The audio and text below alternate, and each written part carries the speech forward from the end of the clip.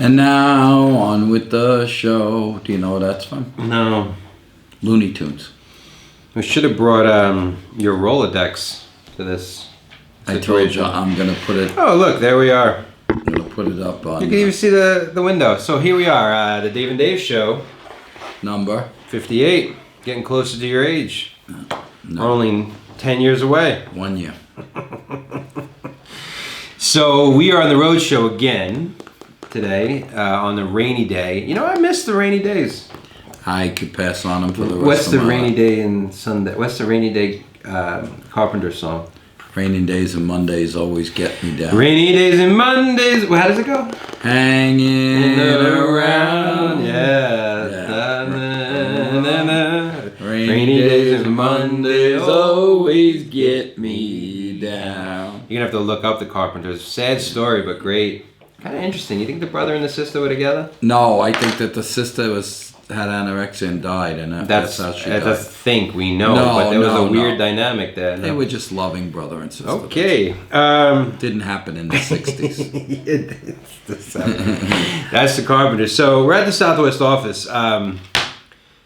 This was my pet project 2 years ago. Yes, it was. A little backstory. When my father was general manager at Realty One Group, after building that company from the ashes, I became a say manager. from the ashes. I'm joking. You From insignificance. Is It's probably all right the from way. insignificance.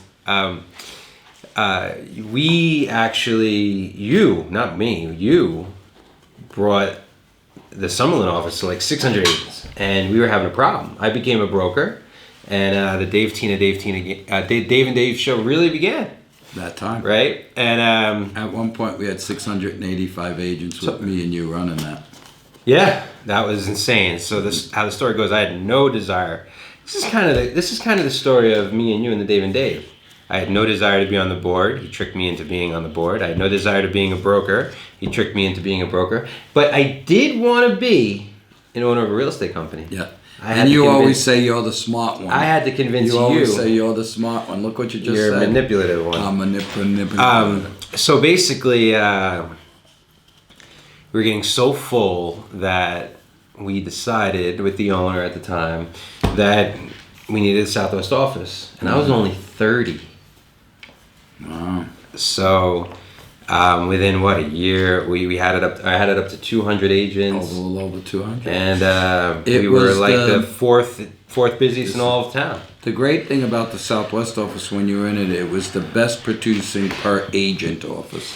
Yeah. So here's the irony: a lot of people don't know. Urban Nest, in general, the whole model was built off of what I created of the Southwest. Because what we saw was you could have less agents doing more deals per agent.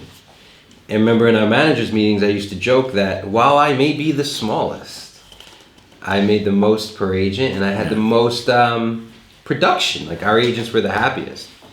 And we didn't have, there's a tipping point, I believe, in size where there's so many agents at any company, any industry, let's say, right? I think the trick of that tipping point is to supply staff when it gets big. But even staff, what we were having as an issue, and this is what, when you have 2 front desk people and 3 compliance people and multiple managers, too many people touch a file or an issue. And that's when, like, what I liked about my office in the Southwest, we were lean and mean, is I knew I can go right to the TC, right to the front desk, and we all knew what was going on without it being convoluted. So I think we were doing like 160, 170 transactions a month with 215, 220 It agents. was, they're no longer in that position. Well, Our Summerlin office at Urban Nest is number 3 out of 1,500 offices. as the saying goes, and if anyone could agree with me, it would be you. Once you go Dave Tina, you never go back. You like that one? No. All right. So when we got pretty big in Summerlin Urban Nest, right? Summerlin Urban Nest, number 3. We were like, no good. We need to make sure we keep the broker agent ratio strong. It's funny because someone said to me, how many agents do you have now? And I said, well, in the last 3 months, we fired 15 of them for doing unethical and Yep. poor things out in the world. I said, so we're actually down a little because we're not a body company. We're an agent, honest, centric company. So I want to talk more about the Southwest, but I want to talk about that first, though, what you just said. One of my mentors, Garrett, says that business people they focus on the wrong numbers. So it's not just in the real estate game. Different industries, they'll focus on top line revenue, right? We did 20 million in sales, where they're not saying that they made only $100,000 in revenue. Like you're focusing, well, I have 800 employees, but your company's not making any money, right? Mm-hmm. They focus on the wrong numbers. And in this industry, the biggest focus on is how many agents do you have? And that's a fallacy. I want to know how many deals per agent are you doing? Because not even how many deals, because you could have a company with 1,600 agents only doing 800 deals a month. That's only half a deal an agent per month. Right. That's not a great thing. Shout out to Prudential, that's now Berkshire. They were the gold standard for a long time. They were doing 3/4 of a deal per agent per month. I don't know what they're doing now, but that's where we are now. Our goal is 1 deal per agent per month. Our best month was 0.8 deals per agent per month. So that's why we're going smaller to get bigger, right? Smaller to get more production, smaller to have happier agents, smaller to have more personalized relationships with our people. But let's get back to the Southwest office. So getting this space was kind of like a coup, right? Remember so this I got from my dad. We were in negotiations for the space, and we were creating so much excitement around it. And I did a Facebook Live. It was right when I started doing Facebook Lives. You remember this? Mm-hmm. And my father was like, there's so many agents want to come to the Southwest. We got to get it out there, right? Remember this? So I did a Facebook Live in front of this building when it wasn't even completed, saying we are signing the lease right now, and it wasn't even signed yet, but I was so confident. I just had to sign it, right? Right. We were done with negotiations. But we were so excited about it because there was no spaces around this little corridor. So we're right now on Sunset in Durango, okay? And to give you an idea, there's 4 corners of Sunset in Durango. This corner, the southwest corner would be IKEA. The southeast corner is the old Sullivan Square space, which we're going to talk about, and then we're right here. On this corner is going a couple buddies of mine are doing the Bend, which is going to be an exciting project, and then on this corner you have the gas station and some projects going.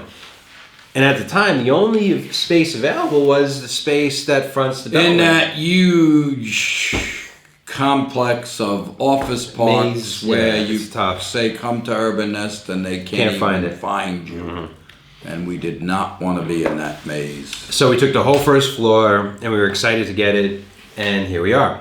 Now, since then, because we just had our 2-year anniversary here. Since then, there's been a lot of exciting stuff. Well, they just released a week ago what is going right next to us. Like, when I say right next to, I mean like 20-foot walk. Right? Like anyone don't want to break RESPA.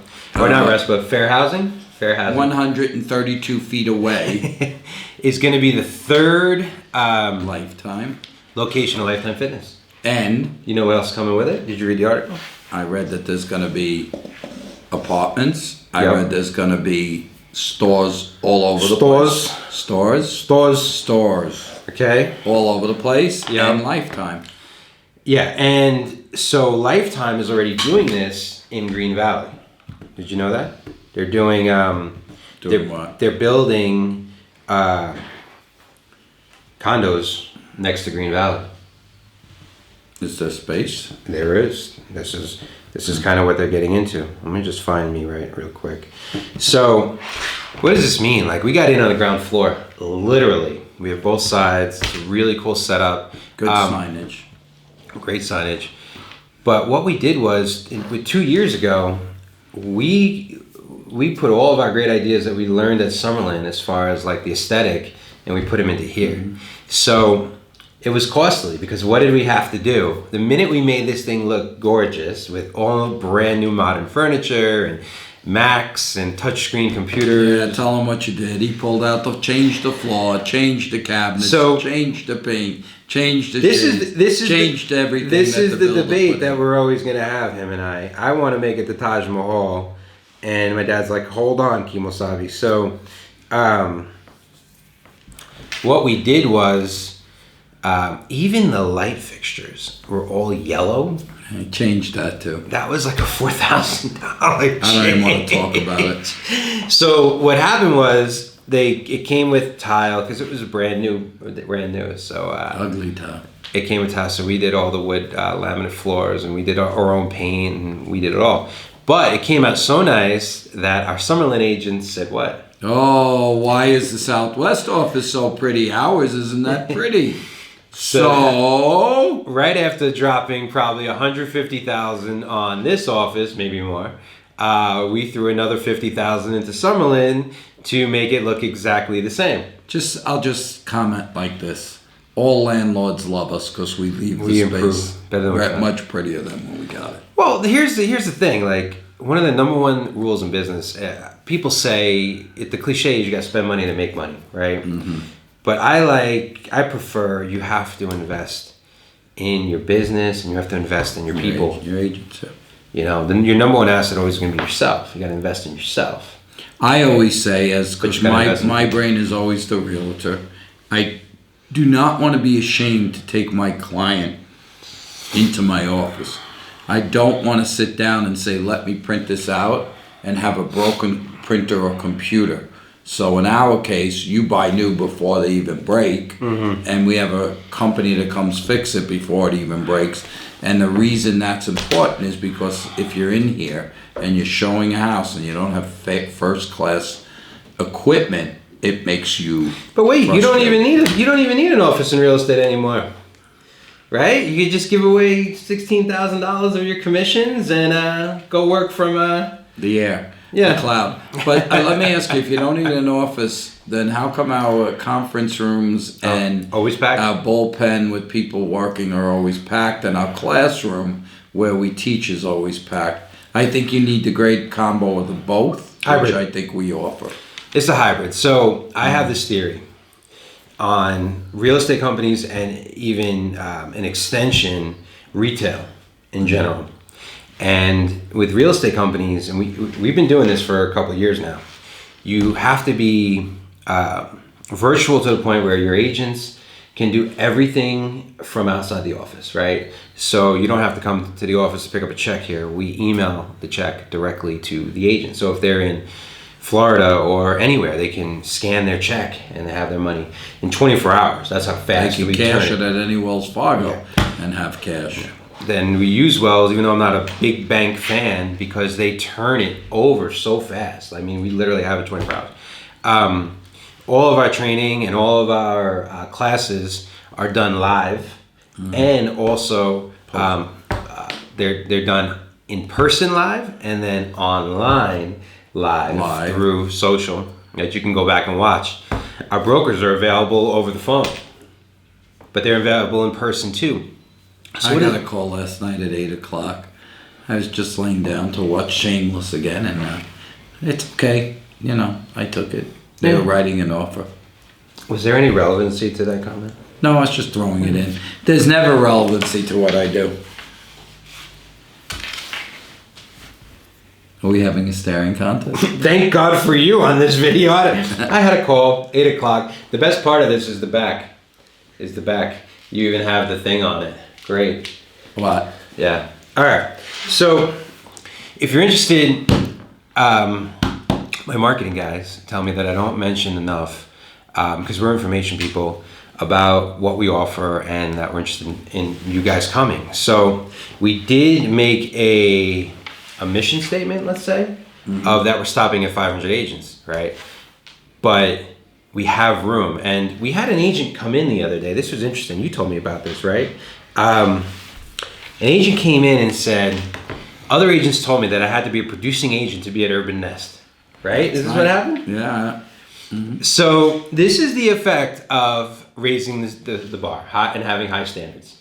And she insisted. She said, "I'm not a producing agent yet, but I want to be at this company." These are the come list me, like when you're a realtor, come hire me. Yep. Things that you want. And we were like, no. So let me make this straight we'll say this straight and make this crystal clear. We'll take anyone at any point in their career, right? But you must show professionalism, drive, and a desire for growth. That is what we want. An agent came to me last night and said, "What's up with Christina Chipman and Katie Campbell?" And I said, "Well, what are you asking me?" She goes, "Katie said she's doing about 40% more business since she came. Christina has doubled her business since she came." And I said, "I believe it's broker support, that we have a lot of brokers, and I believe it's the attitude of the office. Environment. Environment. I believe ecosystem. Right. I believe it's our training and openness. And that's what has created these agents to leap to that next step. Besides being great agents. So I'm a firm believer that the agent's going to be successful regardless of where they are. I really believe that. Like if you there are some agents that are going to be successful because they're going to have that drive and they are going to overcome any obstacles. Then that being said, I disagree, but go ahead. Will you let me finish? Yeah, I say go ahead. Then if you put them in a good environment, right? Yep. A supportive. You want me to wait till you're done with your phone? No, I'm just reading my. If you put them in a supportive environment and a place where they feel super comfortable and the ability to grow, and you challenge them correctly, and you set standards and parameters, and you give them little fine tuning to go and run, then like I put on a comment recently, it's like rocket fuel for them. Right. So it becomes a very synergistic relationship. But I will never take credit for other people's work. Right, but I'm not taking credit, but it's like when you go through a divorce, right? The rest of your life suffers for it. So if your office is giving you not what we're giving you, it does decrease your business because you're going to a different printer, or you're going to a different office, or you're going where it works against you instead of for you, that decreases your business. So the fact that everything's going normal and drama-free increases your business. It would have mattered where you were when you were a realtor?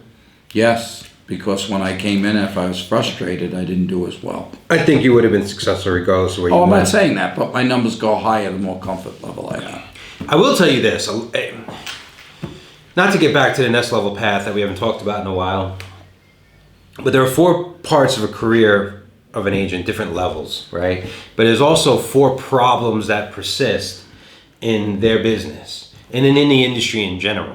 And the number one problem, I believe, and it's getting worse, not better, that is kind of the systemic issue of all real estate because of this, is the fact that realtors believe that they're alone.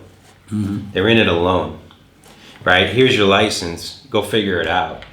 And very few brokerages, very few anybody is there to help them out and create, it'll be okay. You're not in it alone. Like, hold your hand through this entire process.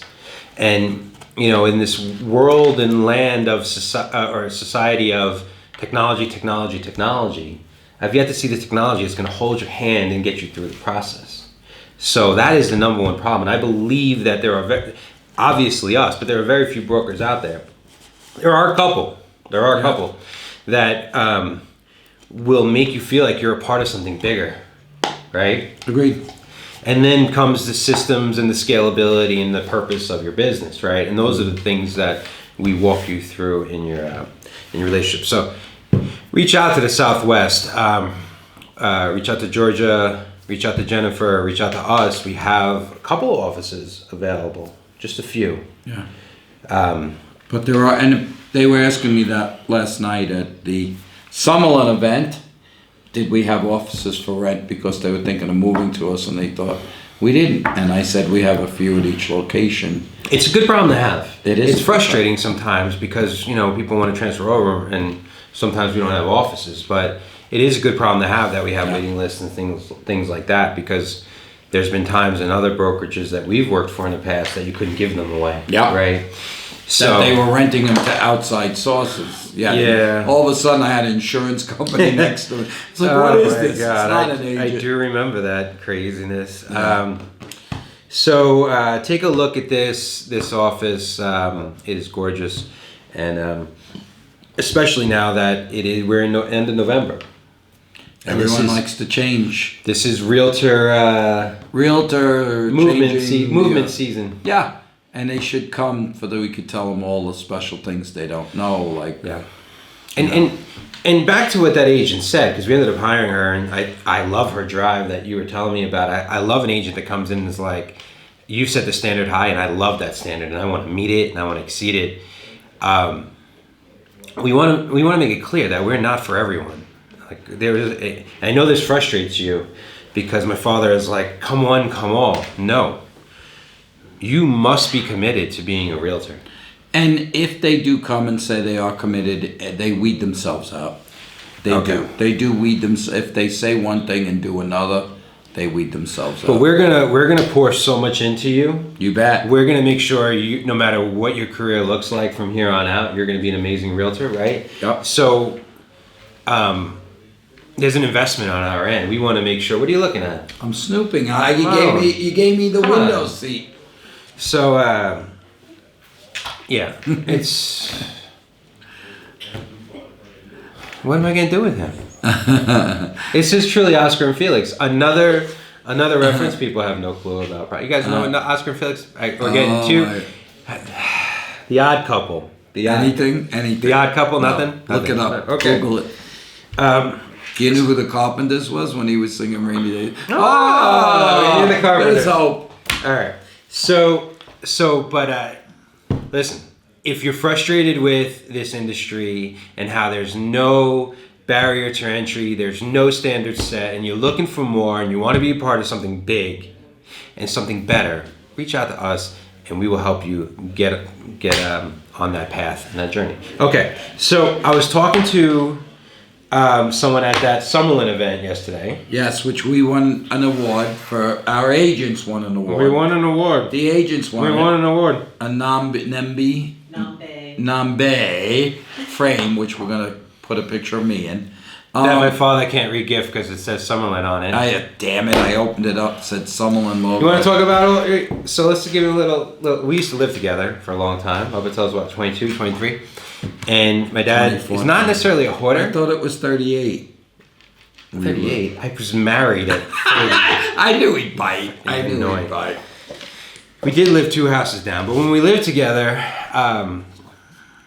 my dad didn't like to part with things, right? So I'm not a hoarder. This is the Odd Couple again. I like to start completely over. Jimmy! I'm ADD. I'm ADD. Only acceptable for me. What about you? Jimmy! Jimmy's my boy. All right. Jim Fong just walked by. So it frustrated the hell out of me that he'd have all the stuff. So I would try to get rid of my stuff, and he would confiscate it and bring it back into the house. Remember this? I repurposed it. He repurposed it. He repurposed it in his closet or in the garage. So I decided to try an experiment. And every week, I took something out of his closet, and I gave it away or threw it out, wondering if he would ever notice it. Never noticed it. So I did you a favor. Yeah. Never knew. All right. So this was a comment. This was a comment from an attorney buddy of mine, and this was his outside looking in on our industry. Right. I was talking to an agent, and one of our agents, and the agent was like, "This client wants me to work for free. They see no value in realtors, and they just don't get it." And I'm like, "Well, why would you even work? Why would you even work with them, right?" And this is what this guy said. He says, "You know what blows my mind?" He's like, "If you were going into surgery, right, you would want what? The best doctor possible, right? This is your body, right? If you were convicted of, or accused of a crime where you can go to have the death penalty or go to jail for life, you would want what? the best attorney Best. that money can buy. Best. But yet when someone goes to sell their house, Which is their biggest asset normally. which exactly, that has the majority, if not all of their life savings in it, people search for the best deal, Yep. and in a lot of cases, agents that are going to only work like on Tuesdays and Thursdays because they're driving Uber or doing something else. Yep. So they go towards the worst, right? And nothing against agents that are hustling, doing jobs twice. So we were talking about it. We were like, this is so counterintuitive in life, right? Why are you making a face? I think the reason it's counterintuitive is because we don't do a good job of showing, they don't realize that job an agent does until they sell or buy a house and come into 15 to 17 problems during that beginning of opening escrow to closing till they realize what value we bring to the table. So I got a hot take for you. I think that people do realize how difficult it is to buy and sell, and how emotional it is, and what a pain in the butt it is, right? I think the difference is your worst attorney that you're going to come across still had to pass the bar. Your worst surgeon that you come across still had to go to medical school and do that physician's training or whatever they have to do, right? In real estate, you have to sift through a lot of bad realtors, or realtors that never had the opportunity to become great realtors because they weren't at Urban Nest. I mean, that's just the reality. That's not even a sales pitch. That's the reality, right? Well, Or the handful of other good ones, right? So there's something to be said from training and live training and one-on-one and listen, if I want to go learn how to fix a truck, right? I could get a truck and take it apart and put it back together and take it watch it apart online. Or exactly. But if I go to a master, Mechanic. right, an expert, and that man or woman teaches me how to take apart a truck and shows me the right ways to do it, the ways to save time, the ways to not cheap out on this, the way how to work it, right? Mm-hmm. Those 10,000 hours that is going to require for me to become an expert in fixing trucks is going to be that much faster and better because I'm working with someone. YouTube can only teach me so much. There's so much trial and error. I'm going to screw up. I could potentially hurt myself. I could hurt other people, whoever drives the truck. It's a different game. It is. I totally agree. So where you're like, yeah, I agree. We maybe don't communicate how difficult it could be. But the good ones are being pulled down by the unattended agents, and then the ones that just don't care. Why are you making a face? That's a great word. Unattended? Unattended. Left to run wild. Am I wrong? I see it every day. Children can raise themselves, but do you think they're going to have a tougher time being a productive adult if they don't have parents? They're going to have a tough time in every point of society. That's my whole point. Mm-hmm. So then what do? How do you find a good realtor? If you're out there in your public and you're like, okay, you told me the problem, so what's the solution? How do you find a good realtor? You know, the great part of being online now, and even when we do interviews with new agents, they come in and they say, I went online and asked and went, what do you ask your broker when you want to hire? Yeah. And they have a list of 25 questions. Well, if you want to find a great realtor, go online and ask the 25 interview questions you're interviewing your realtor, and you'll know by the time that end of the process if that realtor is great. I don't think it's reviews on Zillow. No, yeah. I think it's reference, referrals. Uh-huh. Referrals are the number one resource, and then going online and asking those questions. So I always go, unfortunately, I bring it back to food. Okay? How do I know a restaurant's a good restaurant? Right? I get opinions from people that I respect and trust, because there's a difference between getting opinions from people in general. Well, first of all, if they're 90 pounds, I won't even ask them because that means that they're not good eaters. Never trust a skinny chef. No, never. Yes. So that's number one. That new restaurant opened last night, speaking of going. What, the Limoncello? Yeah, Limoncello. Ooh, I want to try that place. Yeah, Limoncello opened last night. Well, Chef Mark's, great example, right? So Chef Mark's is like a cult favorite. It's in a really bad location as far as like you're not going to see it. It's tucked away. Gave you that referral. You? Thank you. Like I said, never trust a skinny person. So how does this relate to choosing a realtor?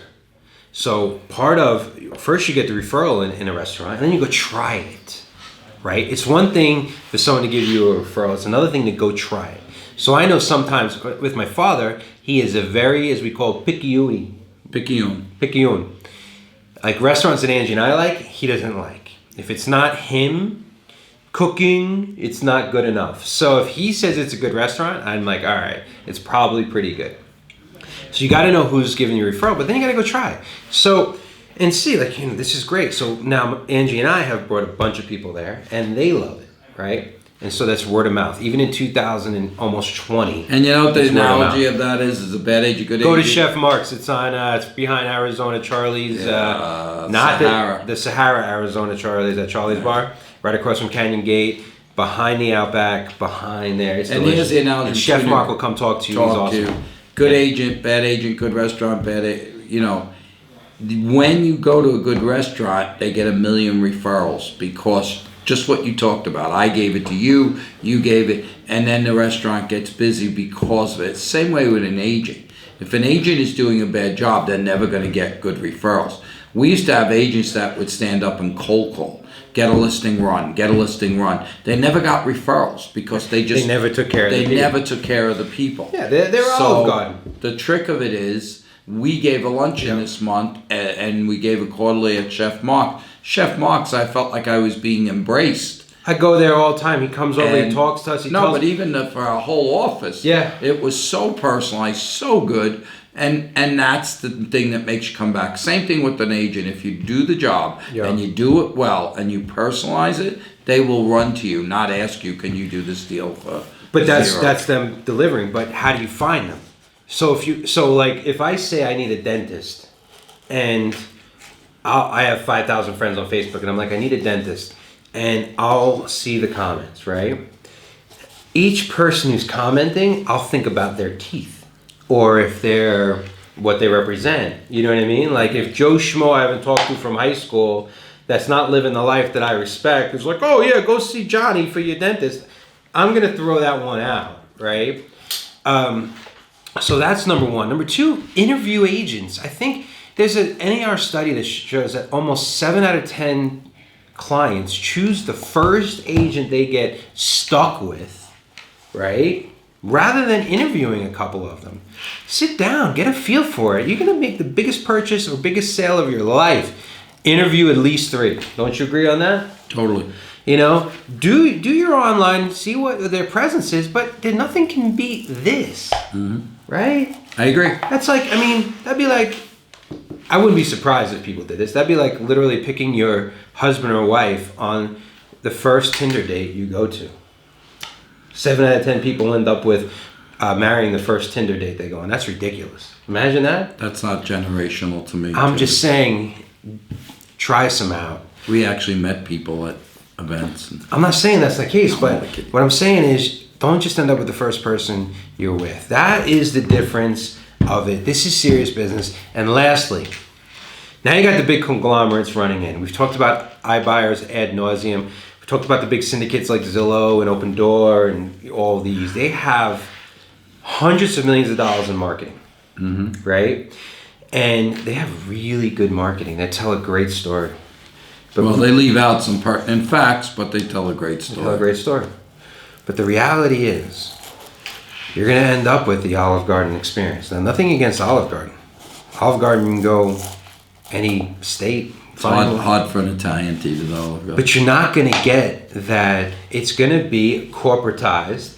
It's going to be food that is sourced on a grand scale that isn't the highest quality. A majority of their money is going towards marketing and shareholders. It's not going to be the Chef Mark's experience, the Ada's experience, the Mastriani experience. It's going to be the Olive Garden experience. So just because there's more of them and there's great marketing and you see them everywhere does not mean that they're better, right? They just have a bigger marketing budget. It does not mean the food is better. Most of the time, it's not. You like my analogy? I do. Do you? I do. All right, we're gonna wrap it up with this. So we talked about how you should choose an agent if you're a client. Yep. Right.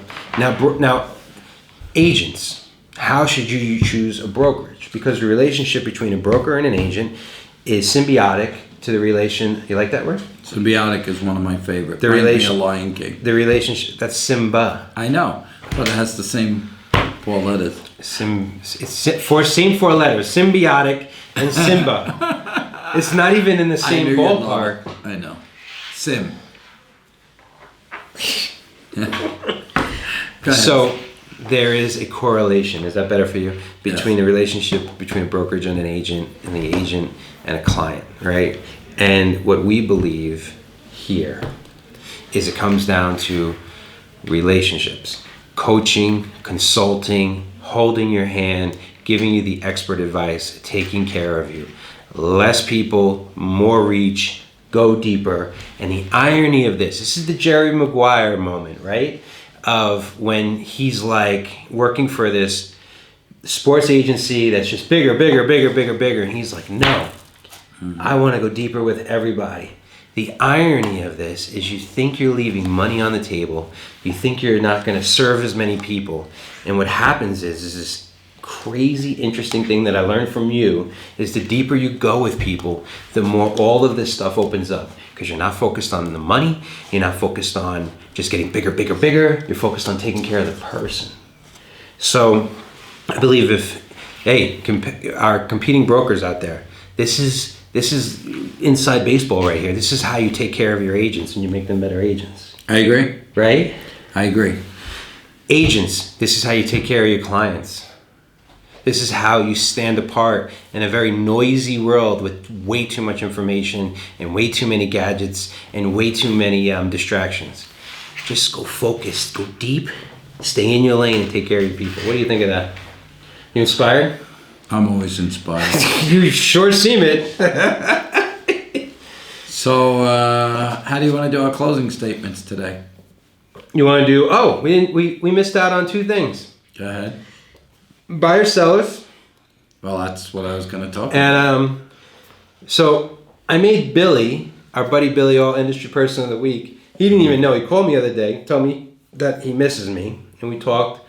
See, even competitors. You could still work together. Billy's one of my best friends in the world. He's a sweetheart. He's a Long Island guy. Mm-hmm. He leans on me. I lean on him. It's good, right? You wanna throw out a competitor or a competitor of the week, industry person of the week that isn't at Urban Nest. Oh, we got a couple shout outs to make too. Go ahead, you do it. I'm going to give my closing. We want to do the shout outs to our 2020 leadership people? Sure. Go for it. No, you go for it. All right, so we're going to be talking more about this in the future. So 2020 is going to be an amazing year at the Nest. We have 3 great people right off the top of my head that are going to be in positions of leadership, helping us and serving us. Number 1, our very own broker, Georgia Papora, is becoming the MLS chair, which is the equivalent of the president of the MLS subsidiary of GLVAR. She's going to be, we have a lot of exciting things coming on the MLS. I was on it. I created the subsidiary. And a lot of great things. So congratulations to Georgia. Congratulations to Christina Chipman, 2020 Women's Council President. We just had her installation on Saturday. You would be hard pressed to find someone more real and more caring than Christina. She's an amazing person. And then the guy next to me, the old school, the Vito Corleone of this Godfather family, is the 2020 Regional Vice President of NAR, National Association of Realtors, the big brother of real estate. They are, so my dad's the Regional Vice President, which is essentially the main guy for 6 states, Region 11, Wyoming, Utah, Colorado, New Mexico, Arizona, and Nevada, which I'll be driving through all 6 of those states probably next week. So we have I'll say hello to everybody. some great leadership in 2020. Much to his chagrin, I am not the state president 2020 because my girlfriend and I am married to is this Urban Nest. So we wanted to put that out there. Buy or sell market. Okay, I'm gonna go. Median price, up or down this month? Has it come out yet? Yeah, down to 307. Okay. So it was up to 310. Now it's Right, 307. 307. Interest rates, up or down this month? Down. Here's what I'm saying. Everyone is getting holiday fixated. This is the Holiday time. fixated? You bet. Christmas, Hanukkah, whatever, Thanksgiving. Kwanzaa. This is the time to go buy a house. Median price is down. Interest rates are down. This is the time where people will negotiate. This is the time where there's mortgage money and people will get a better deal on rates. So if you're looking to buy, it is a buyer's market. Here we go again. That's my say. Go ahead. It's also seller's market. Yeah, it's a seller's And I'm gonna market. tell you what. Go ahead. Because basically what you're telling people is if you're a seller, don't put your house on the market. No, I'm not. Because you're going to be in the worst position No, I'm possible. not. If you're a seller, you're going to have less competition in this market because a lot of sellers feel like they won't be hassled during the holidays. Holiday again, you and mentioned. they don't think that they're going to get the most money because there aren't buyers out there. That is a fallacy. In Las Vegas, it is totally a fallacy because what you don't know is if your house is priced correctly and or it's beautiful, it's going to sell for the highest possible. Now, if you are trying to get unicorns and rainbow pricing, you may want to wait till March or middle of February. I think you're going to wait till 2 or 3 years if you want unicorn. Rainbow and unicorn pricing? Yeah, it's ridiculous. And the reason why I still believe it's a seller's market, the only reason in my brain that the median price isn't jumping super high and getting out of control No. is because of affordability. The people of Las Vegas cannot afford to go higher than this. And even if what usually happens when you can't afford is the lenders come out with products that stretch affordability. And because of excellent government regulations, they have prevented buyers from overextending themselves and putting themselves in bad situations. So appraisals and lending programs have tapped out how high we can go. They've also like free funds and stuff. Like remember President Obama gave the 8,000. Yes. There's no program. So like that. yes, it's a buyer's market. If it's a house been on the market for 180 days and no one's looking at it, it needs some love and work. You can get some really good deals. Also, high end, if you're overpriced, is really stagnant right now. Really, really stagnant. High end average on the market is 12 months. People don't understand that. You know, I was talking to one of our agents, Collier, and he's like, the seller has really he has no motivation to sell. So I'm like, well, then just wait it out. You could put it at the price where you need to go. So me personally, there's 2 houses that I have my eye on that have now been on the market almost a year. I'm putting a That contradicts buyer's market. Seller's market. because they're original cabinets from 1999. Wow. Right? Yeah. So Angie and I are gonna put offers on both houses super low. And we're gonna see how low we can get them. That's a buyer's opportunity. How low can you go? But the ones that are priced much higher and are updated and upgraded, you know how long they lasted? I know. Less than 30 days. Well, everyone likes pretty. All right, let's leave it with this. Industry person of the week, I have a great one. One of my favorite people out there. Been thinking about her a lot lately. She's a woman that when you see her, you smile. When you think about her, you smile. She's a good-hearted person. My dad and I love her. She's very involved in the association. She's a quality agent and she's a professional person. Quality person, professional agent, Shyla McGee.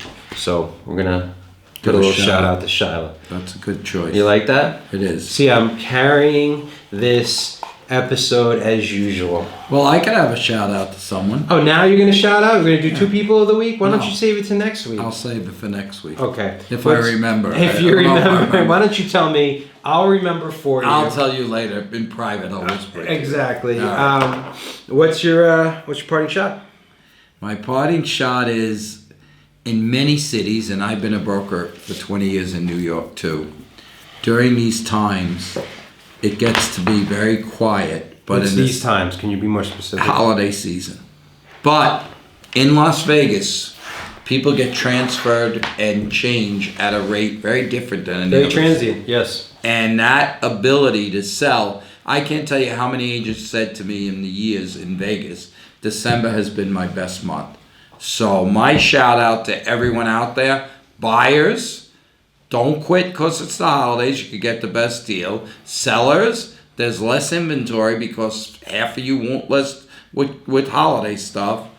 So it's a great time to sell your house. My shout out, my thing is this is the time to go out and do what you got to do. Don't quit it now. Don't take your House foot off the gas. Yeah, house off the market, or I'm gonna wait till the holiday's over. And lenders, you have more money because there's not as many mortgaging, so I can negotiate a better price. You told me my hands were small. They're bigger than yours. I know. I was just breaking your chops. I was trying to do a trumpet. But I like what you're saying is there are agents that have amazing Novembers and Decembers because everyone's starting to say I'm taking off the time, and then you always go in the opposite direction. I like where you're going with that. Mine's going to be more brokerage focused.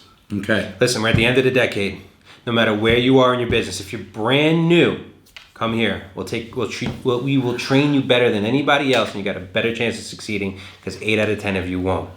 If you're in the 10 deal range, you should be doing 20. You should be a nest level agent. We'll show you the path. If you're doing 30 or 40 and you're losing meaning in your business and you don't know what's next and another commission or two is not motivating you, we will show you how to link a higher purpose to your business and get more fulfillment for you. We are doubling down in 2020 and our next 5 years, our next decade on you guys, on the people that we work with and we spend all of our time with, the most of our time. That's who we are. We don't fight it. We have embraced it fully. How about if you're doing 40 or more? I said that. You got to link it. You got 4 agents. You got 4 types of agents. Brand new is lost and alone. We'll bring you in. You started doing some business. You don't have systems. We'll show you the systems that you could use. Now you got systems. You're doing a lot of business. You don't know. You're burning out. We're going to show you how to scale, how to bring on the right people. And we have an awesome CAP program. Yes, you're right. And then if you're at 40, what's next? So that's a great point. I didn't bring that up. 40 deals or more, you get a free office up to $500. So that's a new part of our CAP program. It's a $5,000 value. If you don't want an office, there are free transactions on the table as well. At every level, we have opportunities. And lastly, our goal is for every agent to make $100,000. Like that's where we're at, minimum. And we have a $100,000 club at Urban Nest, and you get an award. Danny found an amazing award this year for that. That they're all going to get. You're going to love. It's a glass something. It's super also, cool. about 27% of our agents are going to get that. We are going to be handing out so many of them. It's ridiculous. Which for us is going to be over 100 awards. Yes. That's why I told Danny she can't spend any more than $1. Yeah. Well, Danny and I went a little bit over that. So our awards ceremony alone is probably going to cost us $20,000 because that's an investment into our people. So you're going to be hearing more about what we do. So thank you for tuning in. Next episode 58. We'll on the road show at the Southwest. Come by and visit our office. You don't need an appointment. Just come by and say hi. You could secret shop us and see what you think. All right. You guys have a great day. Thank you. Thank you.